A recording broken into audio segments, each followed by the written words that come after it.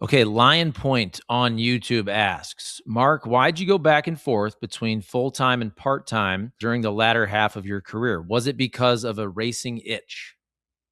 No, it wasn't the racing itch. I intended to stay at 24 races, which I did in '07 and in '08. Rick Hendrick called me to come drive the 5 car, and I said, "Yeah, I'll come drive it for 24 races." He said, "No, it's got to be a full season." And I said, "Well, I'll do it for 24 races." And a couple months, he called again, said the same thing. I said the same thing.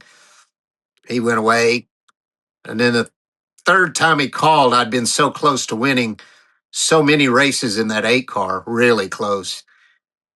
And I really wanted to win one more time. And when you're in a position of negotiation where you don't want to sell something, that's when you do the best. And so I made the deal, put it out there what I would do it for 1 year full time, and then uh, 2 more years at 24 races. And he signed, he signed that deal. And so the rest is history. Well, we had 7 poles and 5 wins that first year.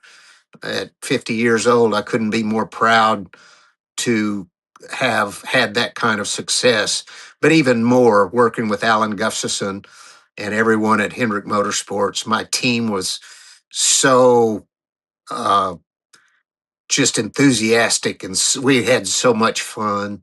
And I got to be teammates with Jimmy Johnson and Jeff Gordon and Dale Jr. I mean, what a super team. Do you think Rick Hendrick knew not just maybe, hey, third time's a charm and asking you, but do you think he could probably tell that, hey, you're so close to winning? If I give him one more call and I see he's close, maybe he'll finally agree? I don't know. I can't answer that. I was living my life. I was hell bent on 24 races, but the third time he called, I was tasting blood, and um and I couldn't do it unless Arlene agreed to it, because I made a commitment to her. So um I don't know. I just I laid something out there that Arlene agreed with, and I agreed with, and and Rick didn't negotiate. He just took it. The first time Rick called you, didn't he? He didn't even ask you just straight out, like, "Hey, come drive the car," or whatever. Didn't he just ask you questions about like random stuff? Yeah, Rick and I weren't buddies.